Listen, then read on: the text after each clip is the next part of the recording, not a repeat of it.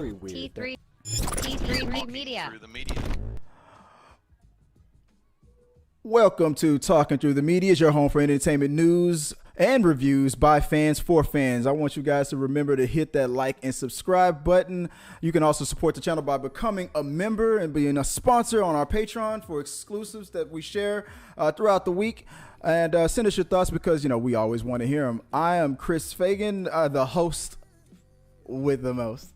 And joining me, as always, from this point on a mother effing Thursday, I'm going to try not to curse because I know she will as we're talking about these topics. The one and only Tiffanys Castleberry. I like how we talk about not cussing, and then that's what you do. It started that way. I said mother effing.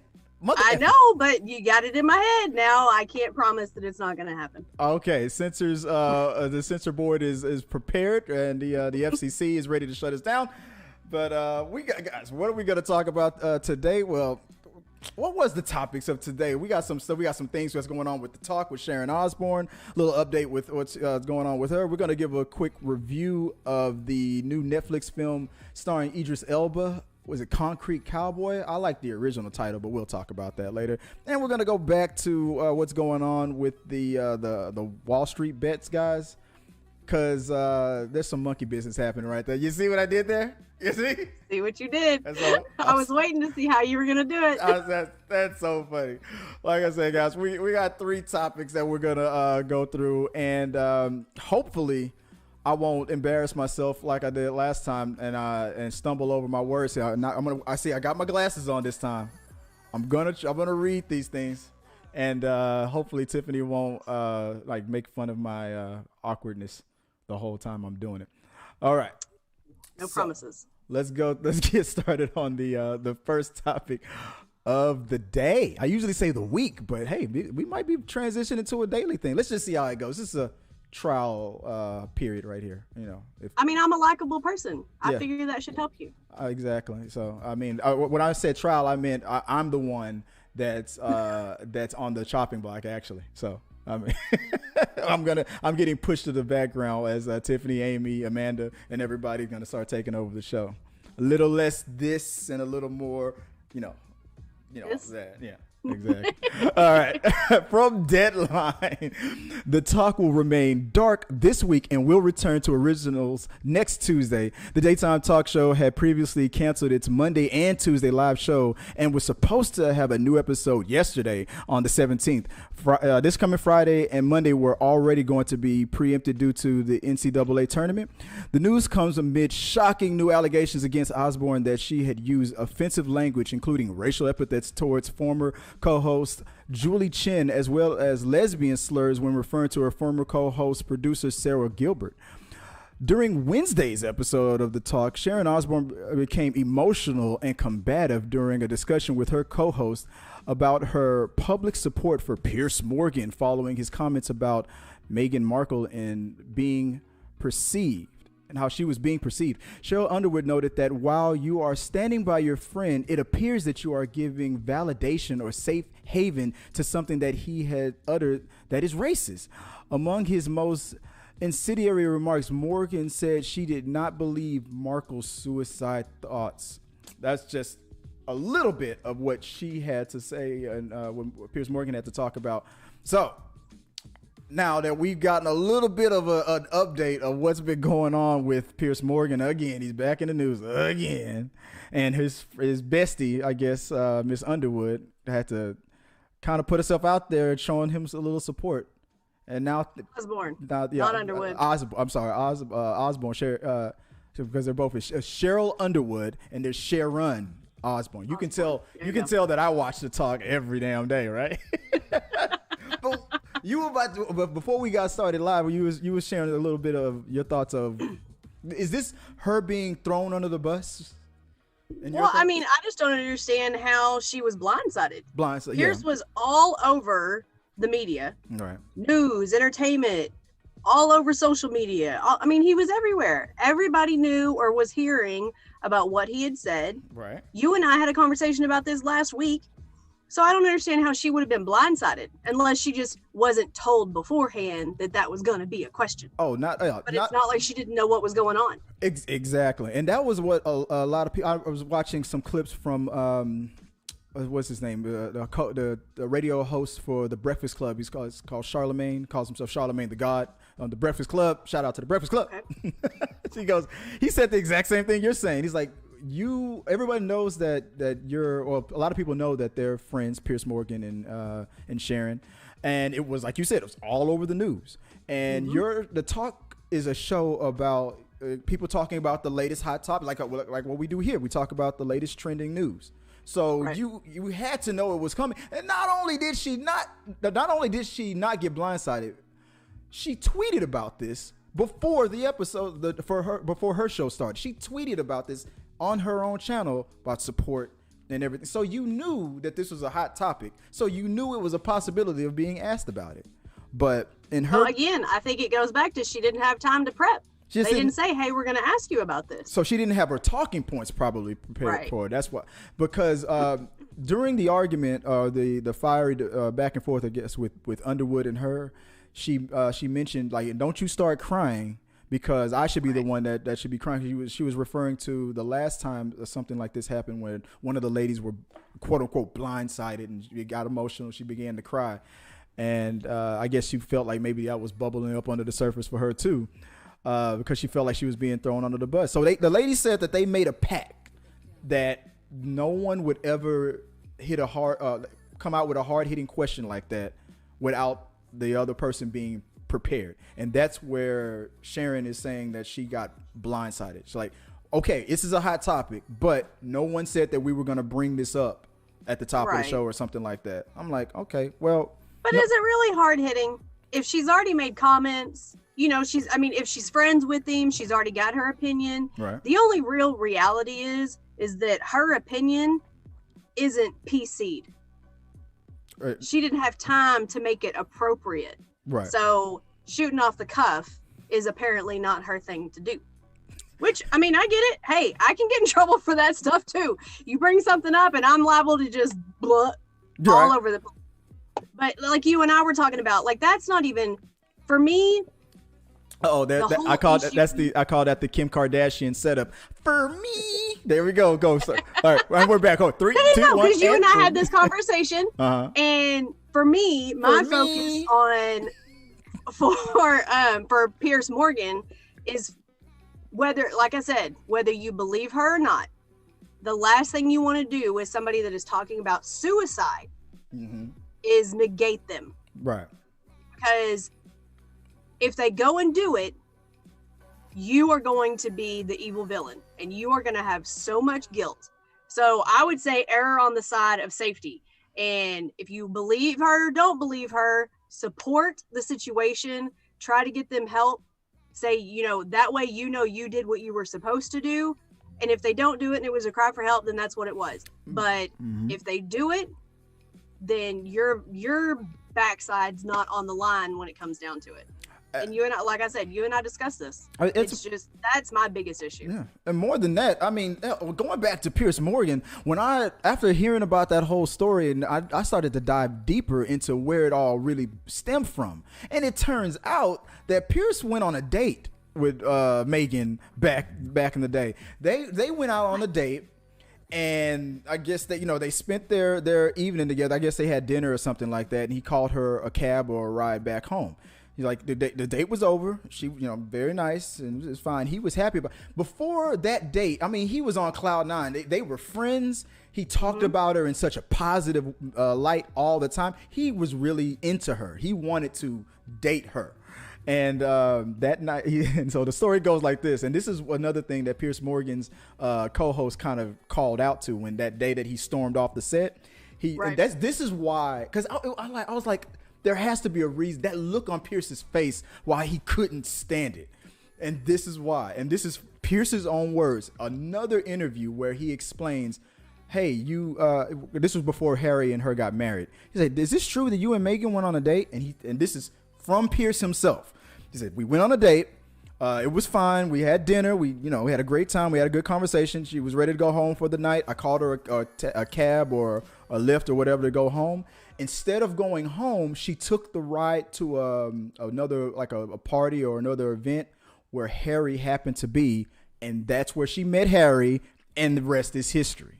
Now after that, she cut ties off with it. I guess he tried again. Like, hey, can we go out again? Or this, and then she said, she said no. I'm like, I met Harry, and we're hitting it off, and that's it. And on that interview, you could tell he was like pissed, like I thought I had a chance, and he was kind of being funny about it. But this was years ago. But ever since then, when he became the host of that Good Morning Britain show, now they're dating. It's getting hot and heavy, and the more Harry and Meghan's relationship evolved, the worse the news coverage from Piers got. And then when they got married, it was all just fire. I mean, that's where it's really all stems from. Is it racism? Maybe, maybe not. But it definitely is fucking jealousy. Okay, let's just go. My question is did she consider it a date, or was this just two friends going out to dinner? Look, he told me everything I needed to know the second he said. I called her. She said she was ready to go home, and then that taxi or whatever happened to make it to another party.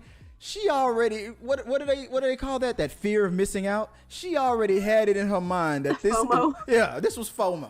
This was motherfucking FOMO.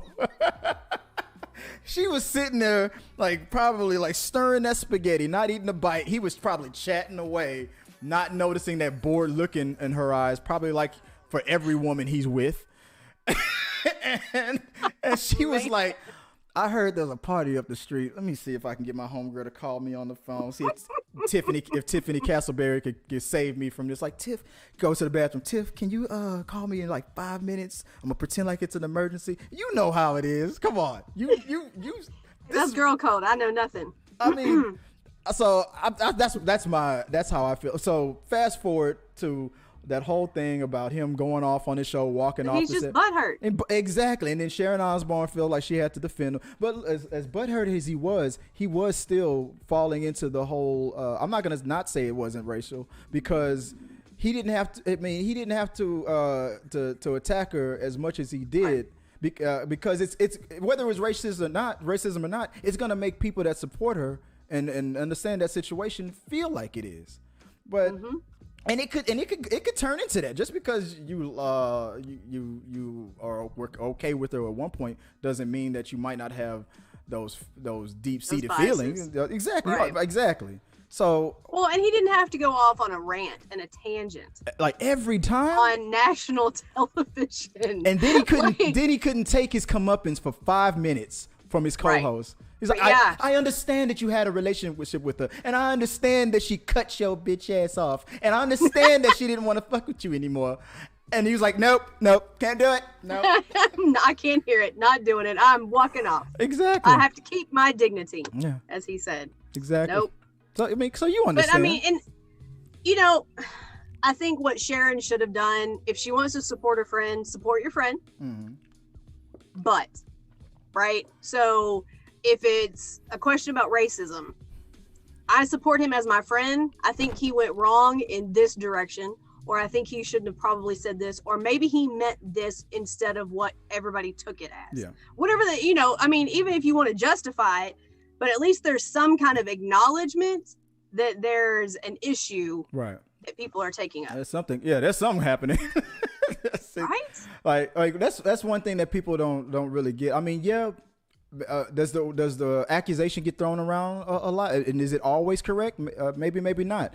But what's really going on is that person's feelings. Like, if you felt like something was sexist and I didn't, does that mean that you instantly have to go, oh well, I didn't see it that way, Chris? I guess it's not sexist. But if a guy came up to you, slapped you, like a total stranger slapped you on the behind and tried to get inappropriate with you, and I just diminish it and just go, come on, he was just playing. Like, that's a freaking stranger. Like, he doesn't have the right to do that stuff to you. So it doesn't matter whether or not I agree with you.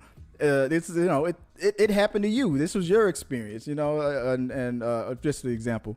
So just an example. Yeah, just the example, right? I'm not. I don't know if this happened today or not. I'm sorry if it did, but I just feel like that's exactly what happened. Sharon Osbourne was trying to was on the spot, tried to defend her friend on one thing, and then it came off as if she was defending him on a whole different other level. Like you said, you're diminishing the seriousness of with mental illness, with how Sheryl probably could construe it as possible racism, how it was definitely sexism and stuff going on with his butt hurt. I'm never gonna get a girl as pretty as her ever. Kind of. I'm telling you, I can go on a whole thing about what's probably going on in that dude's head. There is a shrine. I think we talked about this last week. There is a fucking shrine of her. You think so? Of Meghan Markle. I think that it's just chalked up to he's butthurt and dealing with it in a very inappropriate way, especially for a man of his mature age. This dude has a Dexter-style kill room in his basement. He's like, you gotta bring up my favorite person. This dude, I'm telling you, he knew he was never gonna get to use that damn basement when Meghan got engaged to Harry. He's like, nope, that's it. I gotta take all my equipment back to Home Depot. This is ridiculous. I almost had her. I'm like, she was gonna be a victim. I'm telling you, man. Oh my God. Look. You just had to run off on that. If she is into British boys and that was his only way in, like, oh, she's got a thing for the accent, that's great. And then like 30 minutes later, she meets the prince. Like, I'm sorry, dude. Take the L. You lost. You got trumped right there. Yeah, like just one. Exactly.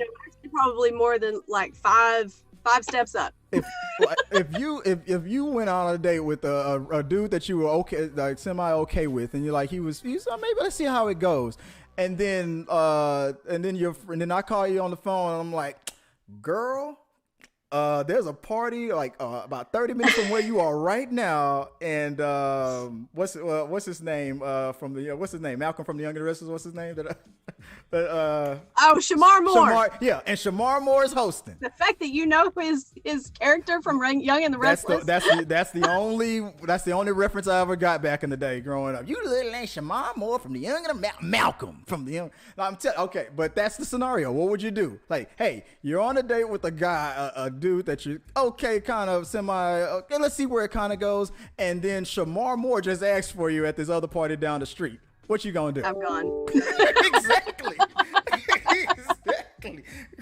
Like, I'm gone. I'm sorry.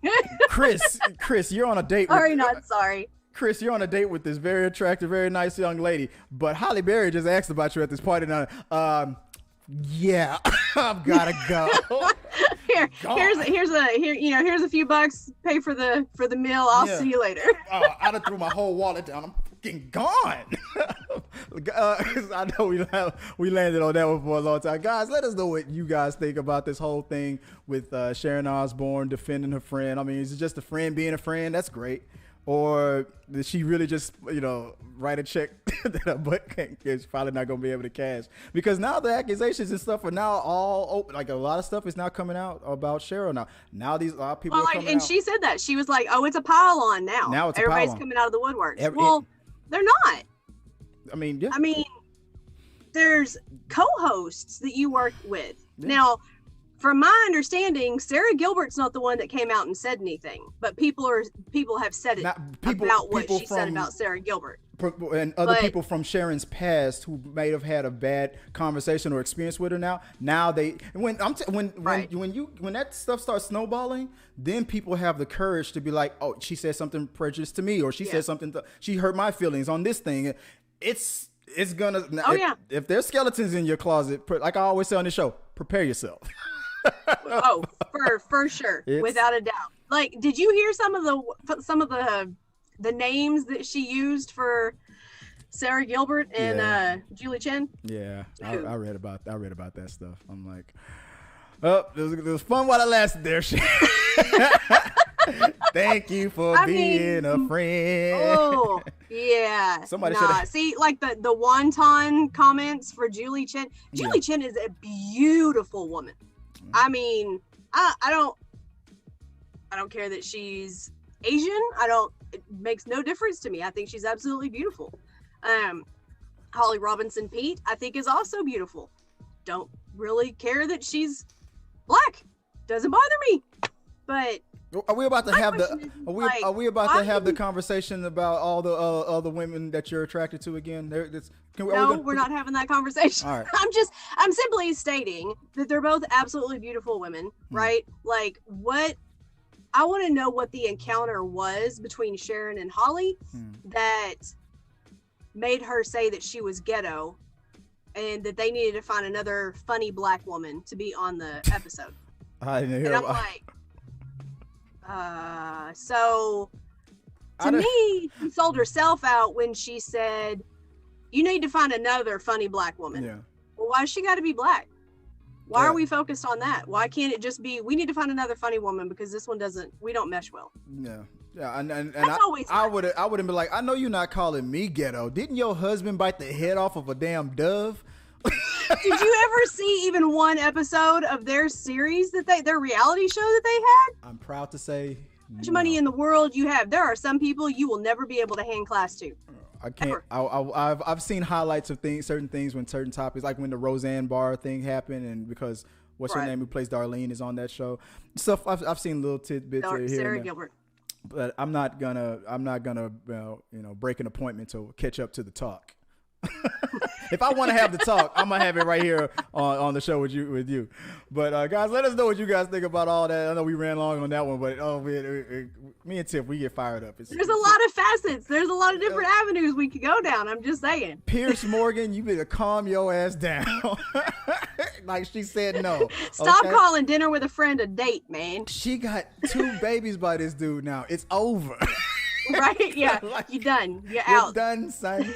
All right. Tell us what you put in the box below, guys. Let us know what you guys think about it, and we'll talk about it some more on We Got Your Mail. Now, on to trending topic number 2. I'm gonna ask you on the other side of this read real quick about what you guys think about the upcoming, Concrete Cowboy? Here we go. So this is from trailers on Fandango. Concrete Cowboy is a 2020 American Western drama film directed by Rick Staub from a screenplay by Staub and Dan Walser, based upon a novel Ghetto Cowboy by Greg Neary, which is a fictionalization of the Fletcher Street Urban Riding Club and urban African-American horse riding culture in Philadelphia, Pennsylvania. Oh, Philadelphia, Pennsylvania. This film is about a 15-year-old boy from Detroit who is sent to live with his estranged father in Philadelphia and learns about the local urban cowboys. The film stars Idris Elba, Khalid McLaughlin, if I'm saying that right, among others, and also Method Man, which I was like, what?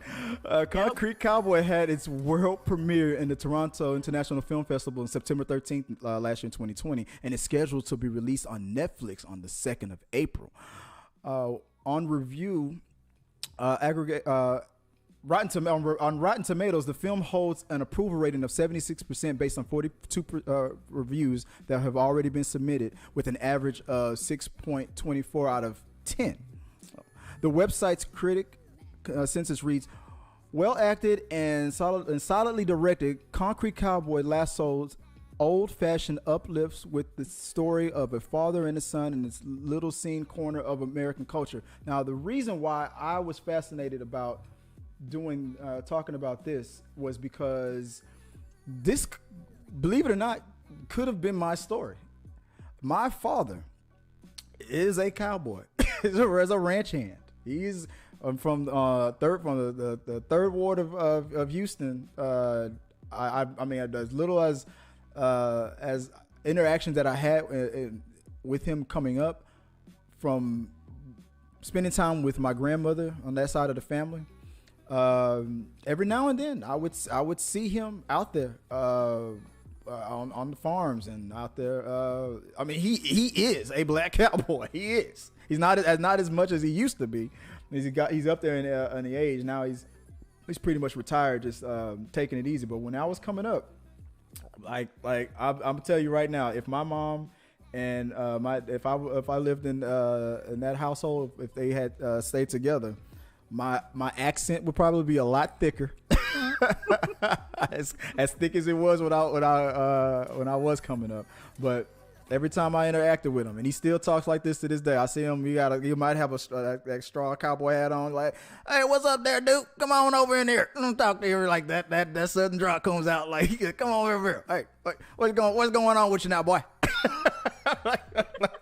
He is a cowboy. So when I saw Idris Elba in this scene, I saw that the boy from Stranger Things. I saw it. I was like, that could have been me.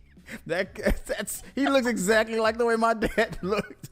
I mean, he had a horse in the backyard, but I don't know if he would have had it in the apartment. But shit, I wouldn't be surprised. But you had a chance to check out this. Hold on, before we talk about that, have you ridden a horse? Yes, Tank. His name was Tank. Did you stay on the horse? Yeah, I stayed on. Tank was very timid. He was very tame. I never had a bad experience with him. Maybe he could sense it. It's in your blood. This is your birthright. I'm like, nope, I'm going to go play Xbox. No. This is your birthright. This is your birthright, boy. Get on over here. Like, you don't know what you're doing. I actually had a conversation with my aunt on that side of the family. I asked, I wonder what because my last name is Fagan. That's my mom's maiden name. My last name would have been Gregory. It would have been Chris Gregory if they were together or got married. I wonder if Chris Gregory and Chris Fagan would have even gotten along.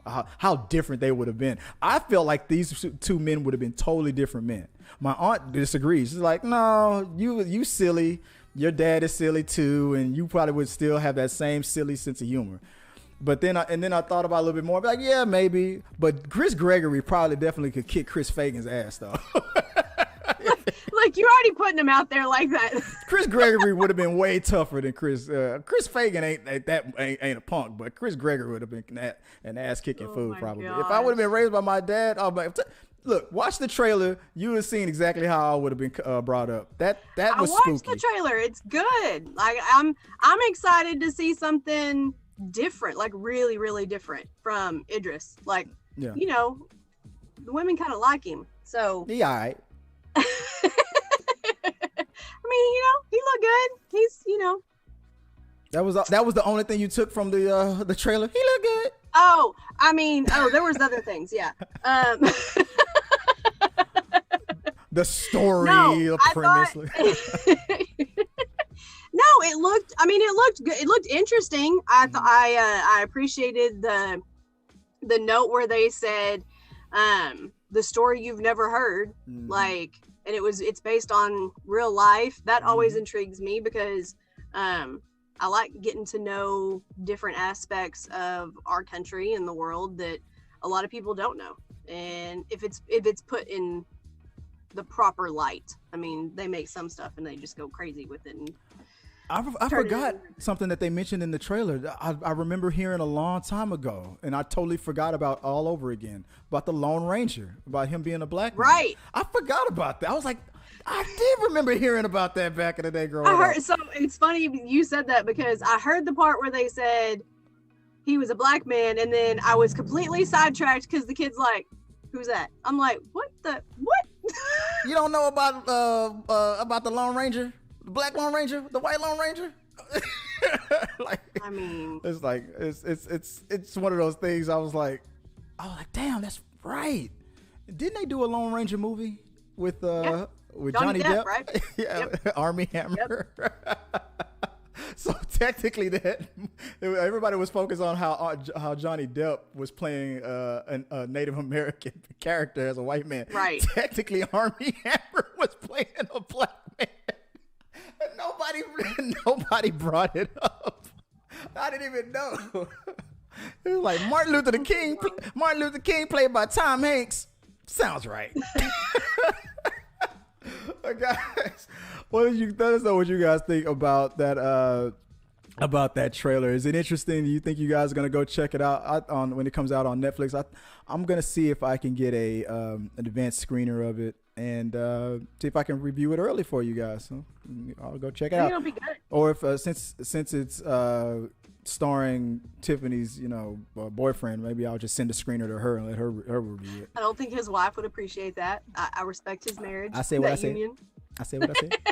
All right, let me move on to the last topic, and the last topic of the day comes from CNN Business. The Wall Street bets community is moving beyond GameStop and AMC, but its latest investment target isn't a stock, Bitcoin, or even NFTs.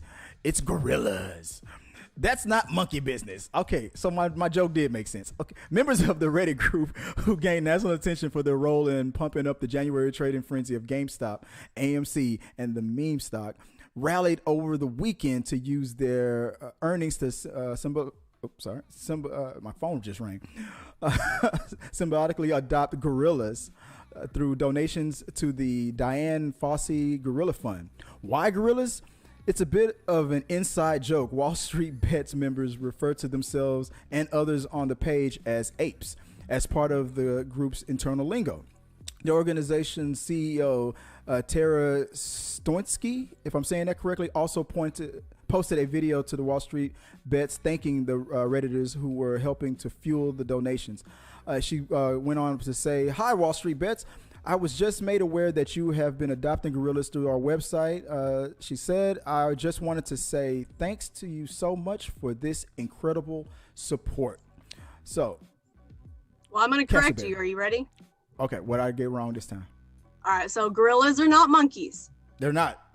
No, they are a type of ape. There's 5 types of apes, they are de-evolved humans. They're one of the types of apes, which goes into the story though, because so Wall Street Bets, the people that are on there and part of it for whatever reason, and I don't know the backstory on this, but they gave themselves the name apes. Yeah, they call each other apes. I just read that, and so but not the backstory, and so that is why they chose to go after gorillas. Is the understanding, but. I love gorillas.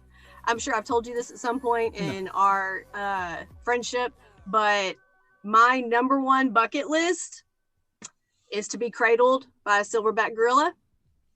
Yes, I know that everybody thinks I am now crazy. Well, in my household growing up, that's what we would refer to as white people stuff. That's white people stuff right there. We ain't gonna do that. Anyway, no, because they're that's like skydiving. That's like skydiving. Hey, they ain't gonna do that. There are black people that go skydiving. I'm gonna need you to stop. But anyway, 0.003%. They're absolutely massive. Yeah. And at one point, I was a really petite person, like back when you first met me. And to cradle me would have been like holding a little baby, and it just would have been the cutest little thing. At any age, you could be 500 pounds, and it's still those things are like strong. I mean, like it's like you're like, I mean, human beings are like what a blanket to these things. He's like, oh, you think you're running the world? No, watch this. It's like it's getting tighter. He's showing me too much love. He's like, I've got a new pet now. Like, I just don't know why people want to do things like that. Let's go skydiving. Let's go cradle. They like that Rush. All right, Rush. Okay, Rush. You know what? You're gonna get rushed to the hospital when he breaks your arm. Come on. Okay, so. And people don't know our backstory, but Chris and I met when we were in Iraq. And so my question is the whole time you were there, with all the times that we had mortars launched at us and all the crap that went on over there, you never had that adrenaline rush? I had a bunker. I just sat in my bunker and just cried. No, I mean difference between the civilians that were over there and the military. Thank you. I got to that. I've mentioned this on the show before. I got to the point where like loud noises and things like it takes more of an effort to like give me a jump scare.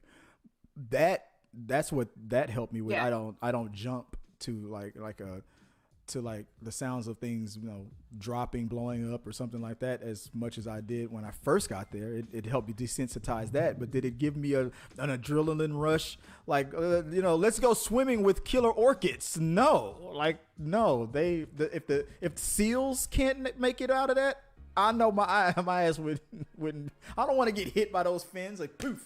That's just some things I don't need to experience. That's what's what we. That's for y'all. Even Joy, she'd be like, "Nah, I'm not gonna do that." She's like, "Oh, so you're not that type. You're not gonna go hang gliding or swimming with the sharks." And I'm like, "No." I'm like, I think I'll keep her. It's just something I'm not gonna do. I did a 200-foot free fall. You're okay. You're a badass. I'm not. I'm not. I'll do a 200-foot free fall on a video game that Fortnite. That's the same. It's not. It's safer. I purposely do not pull the parachute just so I can just play God and like blah, like, reset button. There is no reset button in life. You know how many people? You know how many parachutes don't open or like I don't know, man. It's just I watch too many movies. I can't do it. I mean, I'm sorry that I'm taking attention away from this great thing that these guys did.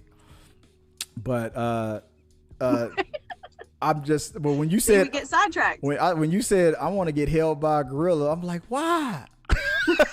that's my only question. Like, why? Like, I just feel like you're gonna get addicted to it, and then you're gonna disappear. You're like, where's Tiffany? Like she's gone. She decided. What was that lady who did that? She decided to live out there with the gorillas for her life. She got accepted as part of the family. Jane Goodall. Yeah. Don't go Goodall on us. Don't do it. Mm-hmm. I just don't want you to do it. Don't. You just started with the channel. don't pull a Goodall. It's like this is my friends now.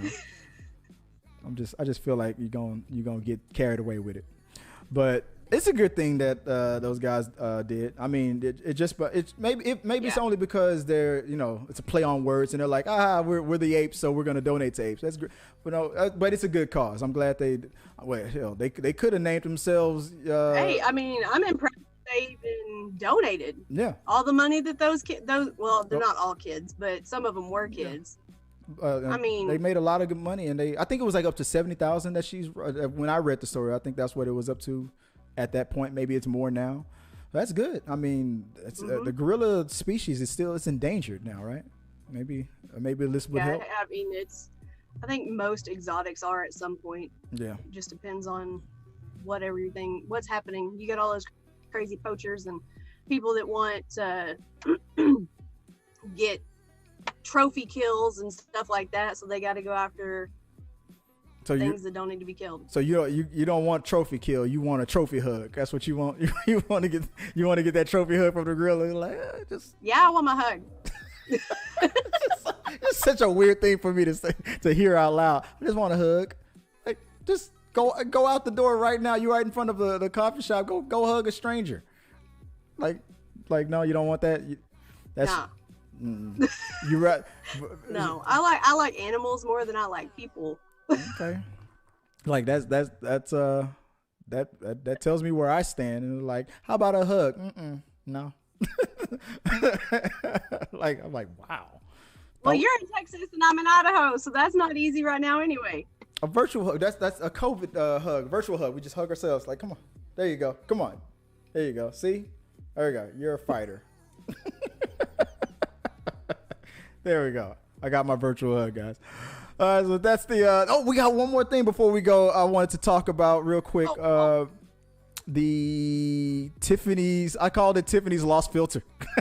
I posted that up on the channel, and it got moments. It got some response. So, guys, Tiffany on the community tab, we had Tiffany ask the question. She went, "When you're on a road rage mood, what song are you listening to?" We got a couple of responses out of it. Drew Cliff says, I have to listen to relaxing music. I have road rage already that stems from PTSD, and I have been in therapy for it for about the last 7 years. So I play a lot of slow R&B and old school love songs and slow rock when he says that, that's what he plays when he's driving. I feel that. Was it Tool Opiate or Undertow music albums, or was it Sectacore? Was what he had to say. Me, when I'm in a road rage mood or something like that, Bone Thugs and Harmony. I can go that music goes either way. It could be soft and cool, or it could be Mo Murder. Just depends on who sideswipe me. I could be all like, it's the first of the month, then all of a sudden somebody cuts me off like, Mo Murder, come. Forgive me, Mr. Ouija. Then I get into this. That's. What about you? What's your musical choice? It was always, you could tell my mood if I was blaring Eminem. If I was blaring Eminem talking about killing people, then somebody's done pissed Tiffany off. Stay away. She puts the keys in the ignition. This looks like a job for me, everybody. And then somebody cuts you off. I'm gonna kill you. You're gonna run from me.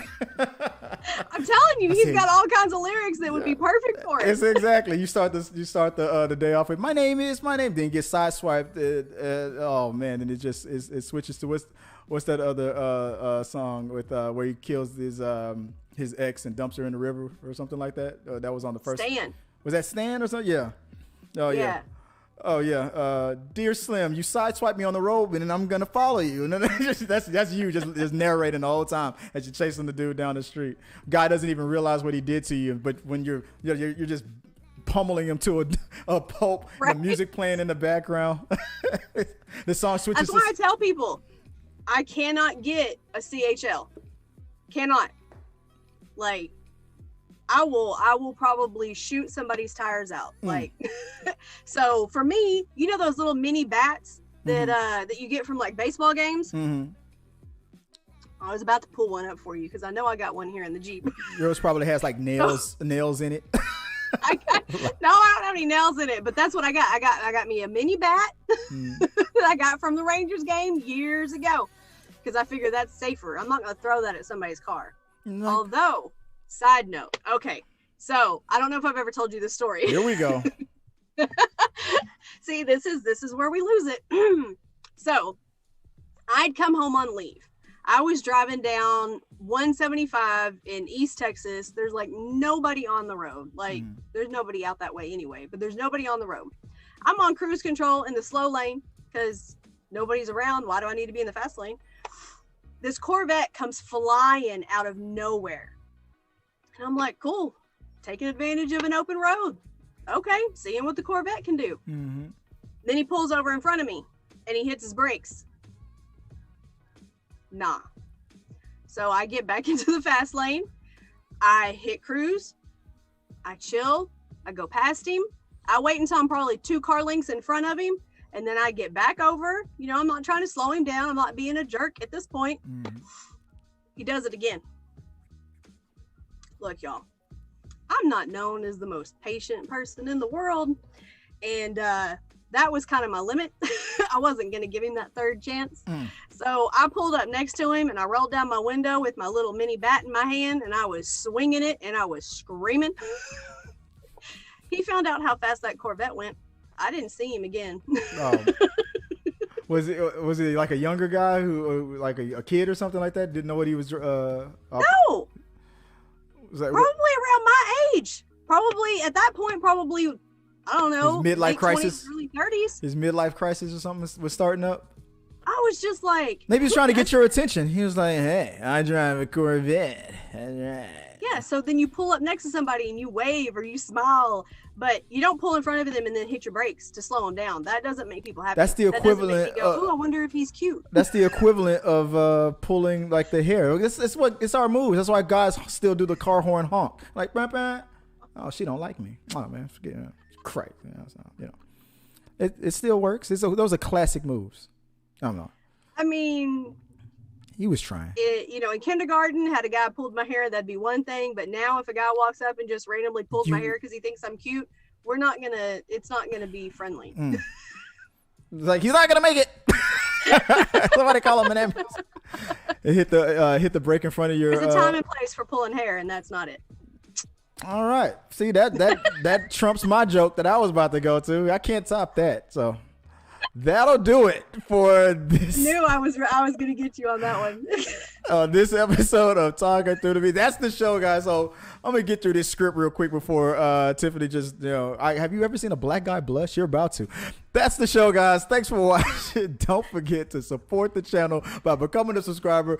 Maybe you might want to become get exclusives and consider becoming a member, or join us on Patreon, or maybe you want to get a shout out. So send your questions in, and we like to read them out on our We Got Your Mail segment of the show. So send those in. You can go add us at T3 Medias on social media, or t3medias.com/contact. Either way, I get them. And we shout you out on our Q&A segment. That's usually on the weekend. So look out for that. Amy and I did another one, and we're going to post those on Saturday. And then We Got Your Vote on Sunday. So that's the show, guys. Again, I'm your host. I'm Chris Fagan. You can reach out to me at Chris Fagan 1980 on Twitter or Instagram. Tiff, if they want to reach out to you, where can they find you? I know the lower third is right below you, right under there, but what does that say real quick for the people? The easiest is probably Instagram, official Tiffany Castleberry, but I'm all over the place. So if they look hard enough, I'm sure they can find me. Swinging that bat. You turn it down, you damn kids. BTS kids, you don't know what music is. K-pop. I tell people I'm going to end up being Clint Eastwood from Gran Torino sitting on my porch. Get off the grass! Get off the grass! God damn it! I can and I can't. I don't know. I can't see. Claire Eastwood? No, don't do it. Don't do it. Claire East, God damn it. But thank you guys for joining us on another episode of Talking Through the Media. Talking Through the Media is brought to you in front of a live studio audience of thirsty fans of Idris Elba. So calm yourself, and we'll see you guys next time. If you like what you saw, make sure to subscribe to the channel, and please drop a like on this video. It really does help us.